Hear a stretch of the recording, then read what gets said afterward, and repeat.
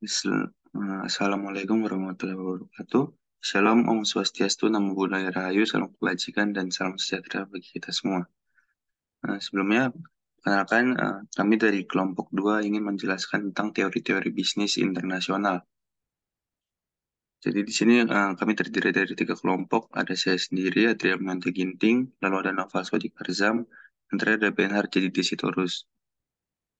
Jadi yang pertama itu teori-teori bisnis itu yang terdiri yang pertama ada teori merkantilisme.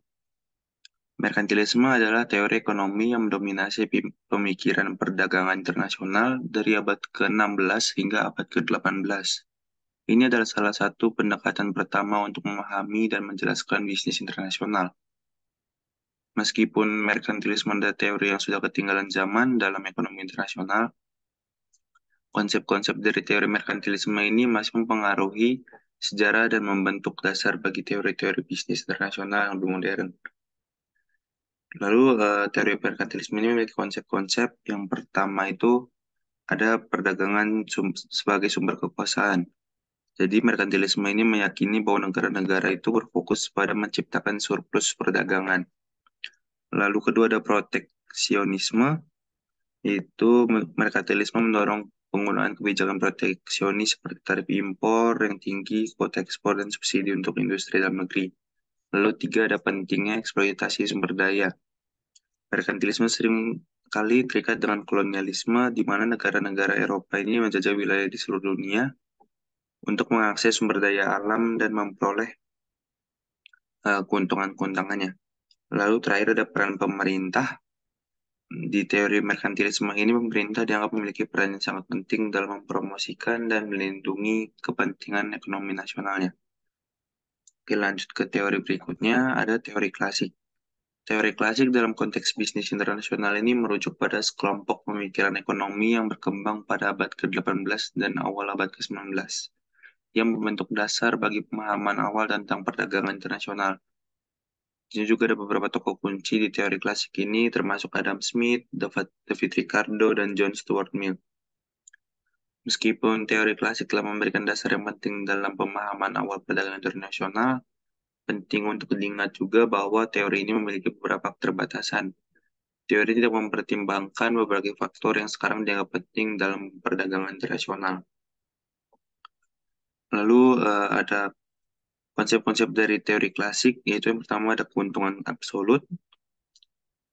Jadi konsep ini salah satu konsep utama dari teori klasik yang diperkenalkan oleh Adam Smith dari karyanya The Wealth of Nations. Jadi Adam Smith berpendapat bahwa negara harus memproduksi barang dan jasa yang dapat mereka hasilkan dengan biaya absolut lebih rendah dari negara lain. Jadi itu bisa memperoleh keuntungan lebih untuk negaranya. Lalu kedua ada pasar bebas. Di teori klasik ini mendorong gagasan pasar bebas di mana perdagangan internasional tidak seharusnya dibatasi oleh interval pemerintah atau tarif yang tinggi. Lalu ketiga ada pentingnya spesialisasi. Teori klasik menekankan pentingnya spesialisasi dalam produksi. Jadi negara-negara ini fokus pada produksi barang yang sesuai dengan keuntungan absolut mereka.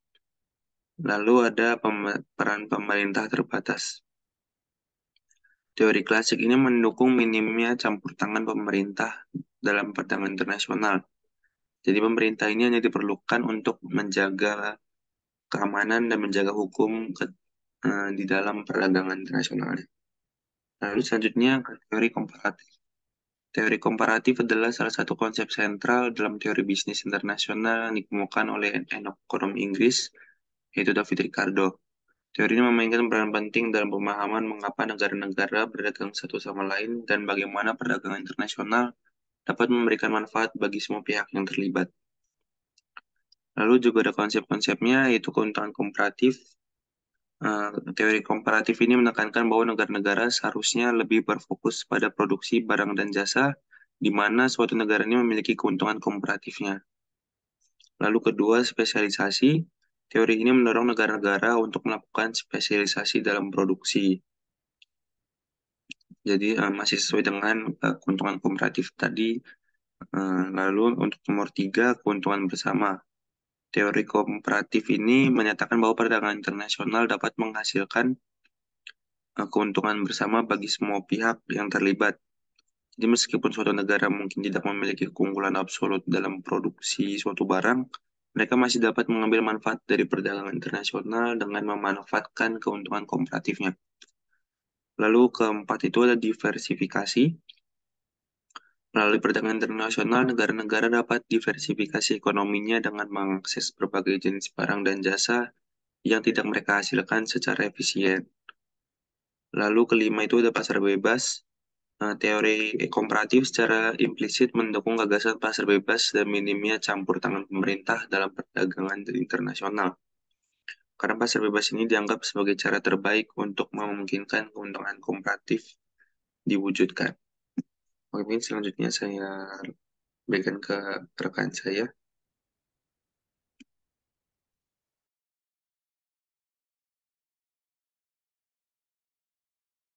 Baiklah, selanjutnya itu adalah teori endowment. Teori endowment juga dikenal sebagai teori faktor-faktor atau teori Hershberger-Ohlin. Adalah kerangka kerja dalam ekonomi yang menjelaskan pola perdagangan internasional berdasarkan perbedaan faktor-faktor produksi yang dimiliki oleh berbagai negara. Teori pertama kali dikembangkan oleh dua ekonom yang bernama Elias Hetzger dari Swedia dan Bertil Ohlin dari Swedia pada tahun 1919 dan 1933. Teori endowment menyatakan bahwa perdagangan internasional terjadi karena adanya perbedaan faktor produksi yang dimiliki oleh negara-negara.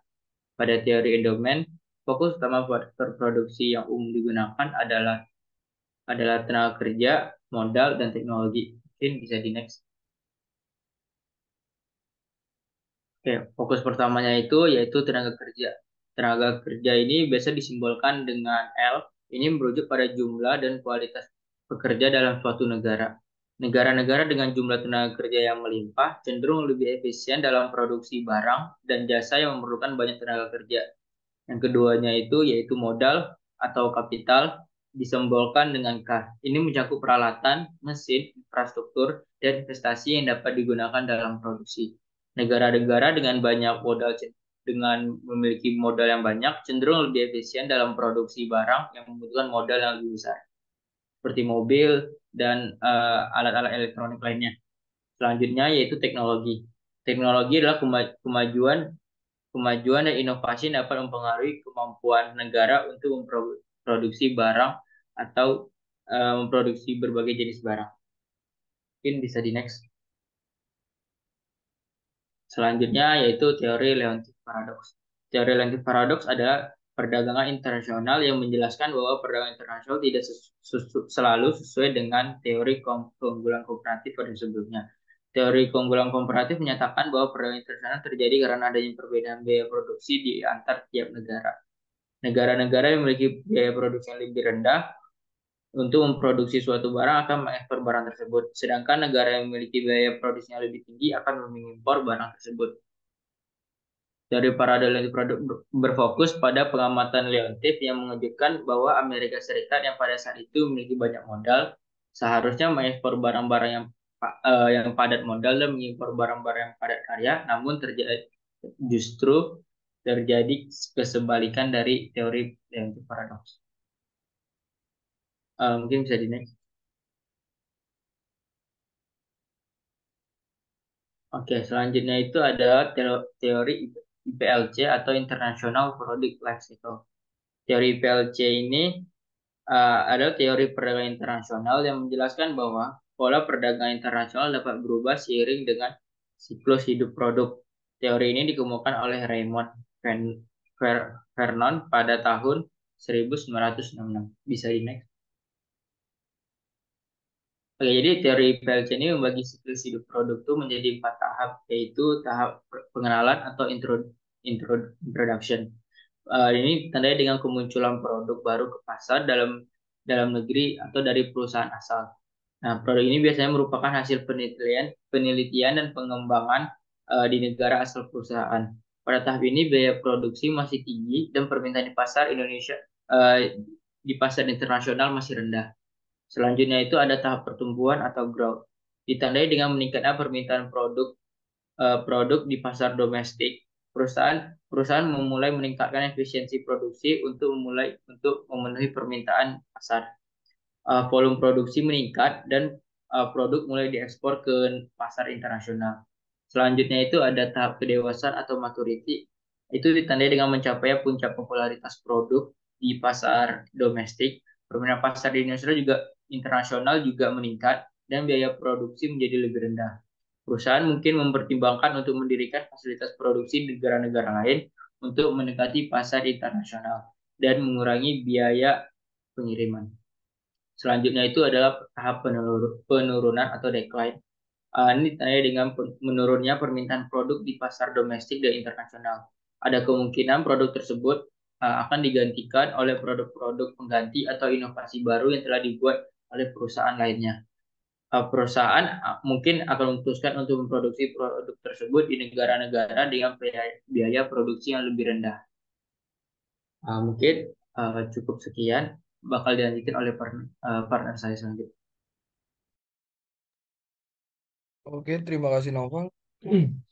Sekarang saya akan menjelaskan tentang teori Rostow. Teori Rostow adalah teori pembangunan yang dikemukakan oleh Walt Whitman Rostow pada tahun 1960.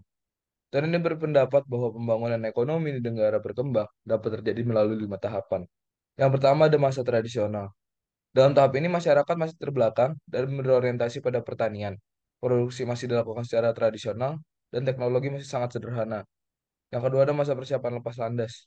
Dalam tahap ini terjadi perubahan struktur ekonomi dari pertanian ke industri. Pemerintah mulai memainkan peran yang lebih aktif dalam sektor-sektor pembangunan. Yang ketiga, masa lepas landas. Dalam tahap ini terjadi pertumbuhan ekonomi yang cepat, investasi dalam sektor industri meningkat pesat, dan muncul sektor-sektor industri baru. Yang keempat, menuju masa kematangan. Pada tahap ini, pertumbuhan ekonomi mulai melambat, sektor-sektor industri sudah berkembang pesat, dan investasi mulai beralih ke sektor-sektor jasa. Yang kelima, ada masa konsumsi massal. Dalam tahap ini, perekonomian sudah mencapai tahap kematangan, pendapatan per kapita sudah tinggi, dan masyarakat sudah menikmati konsumsi massal. Nah, contohnya itu bisa kita lihat dari negara Korea Selatan. Pada tahun 1960-an, Korea Selatan berada pada tahap persiapan lepas landas. Pemerintah Korea Selatan melakukan investasi besar-besaran dalam pembangunan industri berat seperti baja, petrokimia, dan mesin. Investasi ini mendorong pertumbuhan ekonomi yang cepat dan Korea Selatan berhasil mencapai tahap lepas landas pada tahun 1970-an. Mungkin bisa di next. Yang berikutnya ada teori Big Push. Teori Big Push adalah teori pembangunan ekonomi yang dikemukakan oleh Paul Rosenstein-Rodan pada tahun 1943. Teori ini berpendapat bahwa pembangunan ekonomi di negara berkembang tidak dapat dilakukan secara bertahap, melainkan harus dilakukan secara serentak dan terkoordinasi. Nah, menurut Rosenstein-Rodan, ada beberapa faktor yang menghambat pembangunan di negara berkembang. Ada pasar yang kecil, kurangnya modal, kurangnya keterampilan, dan kurangnya infrastruktur. Nah, untuk mengatasi faktor-faktor tersebut, diperlukan investasi besar-besaran dalam berbagai sektor ekonomi, seperti pertanian, industri, dan infrastruktur. Investasi ini harus dilakukan secara terkoordinasi agar dapat memberikan efek ganda atau multiplier efek yang positif. Efek ganda terjadi ketika investasi di suatu sektor ekonomi mendorong investasi di sektor ekonomi lainnya. Misalnya dalam pembangunan infrastruktur akan mendorong investasi dalam sektor industri dan pertanian. Teori Big Push ini juga diterapkan di beberapa negara berkembang seperti India dan Indonesia. Di India teori ini diterapkan melalui program Five Year Plans, sedangkan di Indonesia teori ini diterapkan melalui program Pelita. Mungkin bisa di next. Yang ketiga ada teori Hirschman. Teori Hirschman adalah teori pembangunan ekonomi yang dikemukakan oleh Albert Hirschman pada tahun 1958. Teori ini berpendapat bahwa pembangunan ekonomi dapat terjadi melalui proses interdependensi antar sektor ekonomi. Nah, menurut Hirschman sendiri, pembangunan ekonomi tidak dapat dilakukan secara bertahap, melainkan harus dilakukan secara simultan. Hal ini disebabkan oleh adanya hubungan interdependensi antar sektor ekonomi. Misalnya, pembangunan sektor industri akan mendorong pembangunan sektor pertanian, ataupun sebaliknya. Untuk mengatasi hubungan interdependensi antar sektor ekonomi, Hirschman berpendapat bahwa diperlukan investasi dalam sektor-sektor kunci atau leading sectors. Investasi dalam sektor kunci ini akan mendorong pertumbuhan ekonomi di sektor-sektor lain. Terorisme ditetapkan di beberapa negara berkembang seperti Korea Selatan dan Taiwan. Di Korea Selatan, teori ini diterapkan melalui program pembangunan industri berat, sedangkan di Taiwan, teori ini diterapkan melalui program pembangunan industri migas. Bisa di next. Yang berikutnya ada teori Galbraith. Teori Galbraith adalah teori pembangunan ekonomi yang dikemukakan oleh John Kenneth Galbraith pada tahun 1967. Teori ini berpendapat bahwa pembangunan ekonomi di negara berkembang harus didasarkan pada prinsip-prinsip ekonomi makro. Nah, menurut Galbraith, pembangunan ekonomi di negara berkembang tidak dapat dilakukan hanya dengan mengandalkan pasar bebas. Hal ini disebabkan oleh adanya kekuatan-kekuatan pasar yang tidak menguntungkan negara berkembang, seperti kekuatan oligopoli dan kekuatan modal asing. Untuk mengatasi kekuatan-kekuatan pasar tersebut, Galbraith berpendapat bahwa diperlukan intervensi pemerintah dalam ekonomi. Intervensi pemerintah ini dapat dilakukan dalam berbagai bentuk seperti subsidi, pajak, dan peraturan. Teori Galbraith telah diterapkan di beberapa negara berkembang, contohnya itu seperti Brazil dan India. Di Brazil, teori ini diterapkan melalui program pembangunan ekonomi yang diarahkan oleh pemerintah, sedangkan di India, teori ini diterapkan melalui program pembangunan ekonomi yang lebih berorientasi pada pasar. Eh, Bisa slide selanjutnya. Teori terakhir ada teori Amartya Sen. Teori Amartya Sen adalah teori pembangunan ekonomi yang dikemukakan oleh Amartya Sen pada tahun 1980-an. Teori ini berpendapat bahwa pembangunan ekonomi harus diarahkan pada peningkatan kesejahteraan manusia. Menurut Sen, pembangunan ekonomi bukanlah hanya sekedar pertumbuhan ekonomi, melainkan juga harus disertai dengan pemerataan pendapat dan kesempatan. Hal ini disebabkan oleh adanya hubungan antara pertumbuhan ekonomi dan kesejahteraan manusia. Nah, untuk meningkatkan kesejahteraan manusia, saya berpendapat bahwa diperlukan kebijakan-kebijakan yang berpihak pada kelompok miskin dan rentan. Kebijakan-kebijakan ini dapat berupa kebijakan pendidikan, kesehatan, dan perlindungan sosial. Teori Amartya Sen telah diterapkan di beberapa negara berkembang, seperti India dan Brazil. Di India, teori ini diterapkan melalui program pembangunan ekonomi yang berfokus pada pengentasan kemiskinan. Sedangkan di Brasil, teori ini diterapkan melalui program pembangunan ekonomi yang berfokus pada pemerataan pendapatan.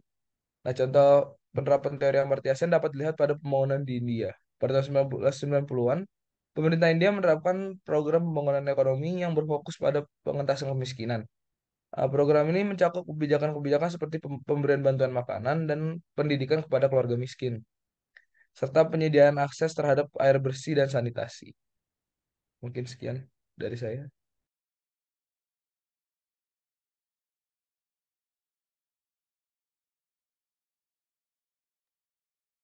Oke, mungkin sekian dari kelompok kami. Kami meminta maaf atas apabila ada kesalahan kata yang kurang berkenan di telinga teman-teman yang mendengar. Mungkin sekian dari kami. Terima kasih. Wassalamualaikum warahmatullahi wabarakatuh.